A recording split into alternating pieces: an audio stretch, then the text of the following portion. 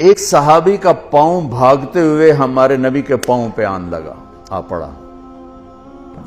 تو وہ جوتا تھا، جنگی جوتا، ہارڈ قسم کا، تو آپ کو تکلیف ہوئی، تو آپ کے ہاتھ میں ایک چھڑی تھی، آپ نے اس کو بھاگتے کو یوں ماری، کہا اوجعتنی، سوٹا نہیں تھا، چھڑی تھی۔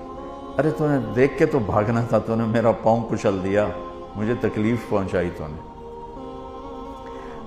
انہوں نے لوہے کی زرہ پہنی ہوئی تھی جس پہ تلوار بھی اثر نہیں کرتی، تو چھڑی نے کیا اثر کرنا تھا، ٹھیک ہے نا۔ وہ کہتے ہیں جب میرے کان میں آواز پڑی اوجعتنی، مجھے تم نے دکھ دیا، تو کہا مجھے یقین ہو گیا کہ اب میری خیر نہیں، اب اللہ تعالیٰ کی طرف سے کوئی وحی آئے گی، میری تباہی بربادی کا فیصلہ سنائے گی۔ کہ رات میں سو نہیں سکا، ساری رات جاگتا رہا۔ فجر کی نماز پڑھی تو اعلان، اپنے خیمے میں پہنچا تو اعلان ہوا جس شخص کا پاؤں اللہ کے نبی کے پاؤں پہ آیا تھا وہ حاضر ہو جائے، جس کا پاؤں نبی کے پاؤں پہ پڑ گیا تھا وہ حاضر ہو جائے۔ کہنے لگے، میں نے کہا لے ہو گئی نا گل پوری، اب پتہ نہیں تیرے لیے کیا سزا آ رہی ہے۔ کہ میں ڈرتے ڈرتے پہنچا، آپ تشریف فرما تھے، آپ نے مجھے دیکھ کے تبسم فرمایا اور فرمایا کہ میرے بھائی، کل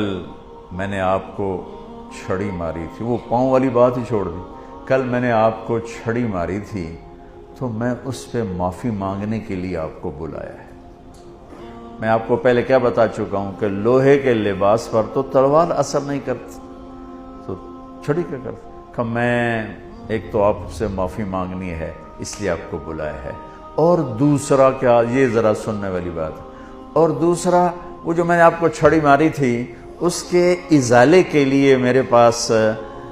ایک ہی تجویز آئی ہے ذہن میں، اللہ نے ڈالی ہے، یہ میرے پاس 60 اونٹنیاں ہیں، میں آپ کو گفٹ کرتا ہوں، لے جائیں۔ 60 اونٹنیاں، عرب کی سب سے قیمتی متاع اونٹنی تھی، اونٹ بھی نہیں، اونٹ سے تو آگے نسل نہیں چلتی نا، اونٹنی بچے دیتی ہے،